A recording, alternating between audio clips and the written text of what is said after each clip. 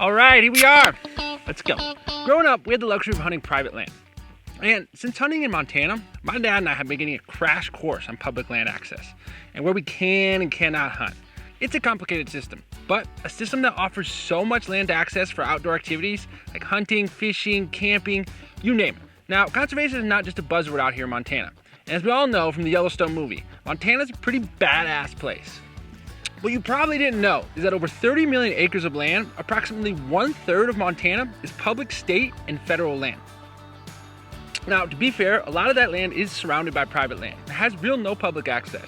But I did hear a story that you could take a helicopter in, and even the helicopter will take your game right to the locker. That's pretty awesome.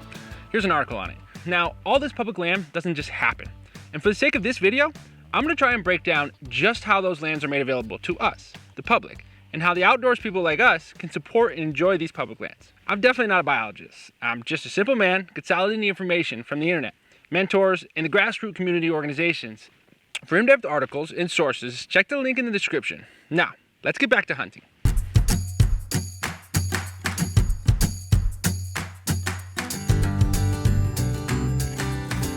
My brother is somewhat of a map GIS genius, and utilizing a program like Onyx has it all at his fingertips.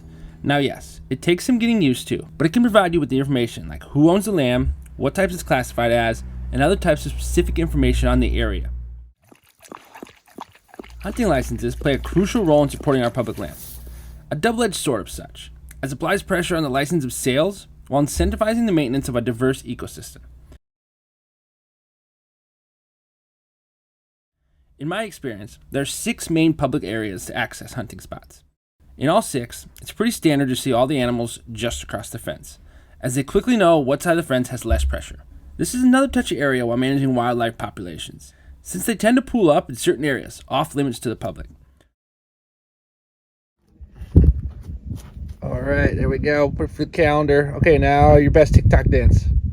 The what? You don't got any TikTok dance?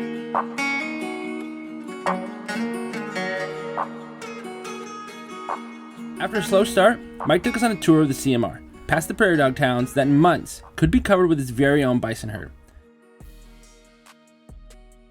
And a once Blackfoot ferret camp, where grad students were attempting to reintroduce them to their native habitat and diet of prairie dogs. It looks like the disease got the prairie dogs before the ferret had a chance. CMR, the second largest National Wildlife Refuge in the lower 48 states, spanning 1.1 million acres. Time stands still in the CMR, preserving the echoes of the Native Americans, Lewis and Clark, the Outlaws, and the Homesteaders.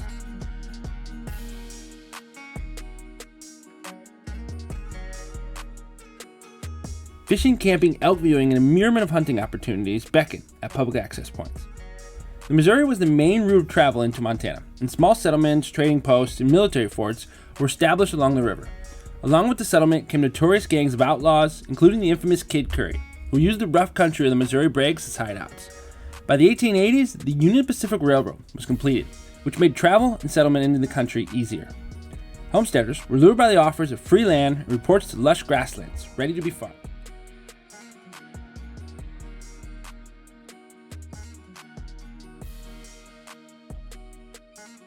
The homestead boom lasted until 1918, when drought forced many people to leave their land. Those who remained began to understand the lack of the predictable moisture in the eastern part of the state, and limited to dry land farming. This, in combination with the Great Depression, caused a mass exodus from Montana, in which half the Montana farmers lost their farms between 1921 and 1925.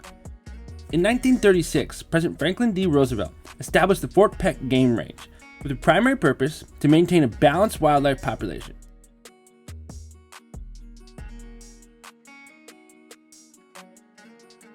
Although grazing by domestic livestock was permitted. It was renamed in 1963 after Montana artist Charles M. Russell, a famous painter of the American West. In 1976, the range was made a refuge, which legally changed the way the area was managed. Today, it faces many questions in regards to hunting and community access. Why do you allow hunting in the reservation? And why don't you fix up that road down there? You have all the good grass. You take a picture of Grandpa shooting them birds. BLM, the Bureau of Land Management, Montana and Dakotas. guardians of 8.3 million acres of federal lands and 47.2 million acres of federal mineral estate. The BLM's mission resonates with sustaining the health, diversity, and productivity of public lands managed for various uses, from energy development to recreation. They stand as vital spaces supporting traditional land uses, including hunting and fishing. The BLM was established in 1946, but its roots go back to the years after America's independence, when the young nation began acquiring additional lands. At first, these lands were used to encourage homesteading and westward migration. The General Land Office was created in 1812 to support this national goal. Over time, values and attitudes regarding public lands shifted, and Congress merged the General Land Office and the U.S. Grazing Service and other agencies in creating the BLM. Unless specifically prohibited, public lands managed by the BLM are open to hunting. Always check with your BLM office in the region you plan to visit to inquire about closures, restrictions, and safety tips.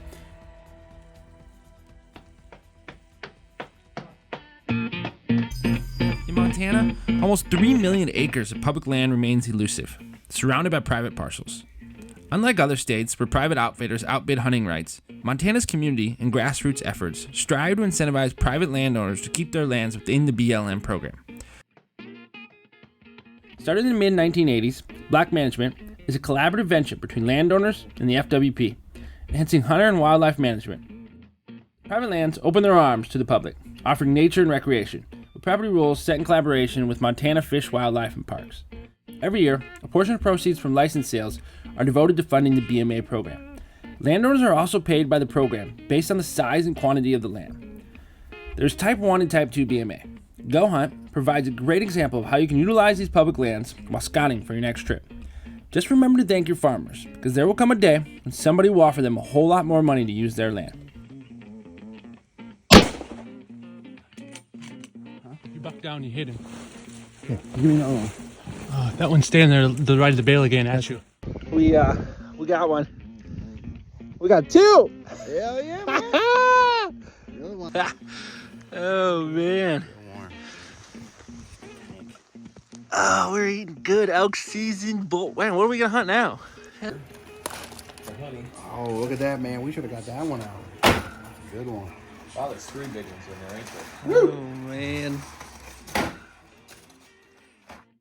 Okay, so I didn't hit on all the public land spots yet. So here we go. First up, the APR. Some would say this is the second Yellowstone. American Prairie represents a unique effort to assemble a multi-million acre nature reserve that conserves the species-rich grasslands of Montana's legendary Great Plains for the enjoyment of future generations. They started their land assembly in 2004. The focus? Purchased and permanently holding title to private lands, weaving mosaic with existing public lands for thoughtful, collaborative management with state and federal agencies. Initiatives like camera traps on ranchers' land and for-profit beef company named Wild Sky added layers to this dynamic conservation effort. A hybrid of such, blending public lands, BMA, private resources, and pragmatic approach to securing and restoring wildlife. The overall goal is about 5,000 square miles, 3.2 million acres of intact grasslands. Comparable to the size of the state of Connecticut, and also comparable to Glacier and Yellowstone National Parks combined. That's big. It is big. Now, you were talking about comparing this to the size of national parks. Why not just have Congress designate this as a national grassland park? Yeah, that's a good question. As a nation, we are not setting aside big tracts of land anymore for national parks. And we believe that a private entity, a nonprofit entity, owning a chunk of land, working with the other public agency landowners in the region is the right way to create this park in the 21st century. Bison are what we call an ecosystem engineer. It means they basically build habitat for other species. There's hundreds of species that rely on the work that bison do as an ecological actor for their own survival. Now, the APR has its fair share of haters, explored more in detail in this 60 Minutes episode. Montana's treasure trove of public land boasts 5.5 million acres of state schools trust land, managed by the DNRC, with revenue from these lands supporting Montana schools. Legally accessible state lands available for hunting without permission are identified through BLM and Forest Service maps. Lastly, within Montana's national forest sprawls nearly 16 million acres, inviting hunters to explore legally accessible via roads, waterways, or adjacent state or federal lands. So, this is the part of the movie where if you like what you saw, you share it with your friend. Or better yet, call up the neighbor kid and go for an adventure. Take care and stay wild. Where are you going? Right in that gap. Like right here? I got your balance if you need it.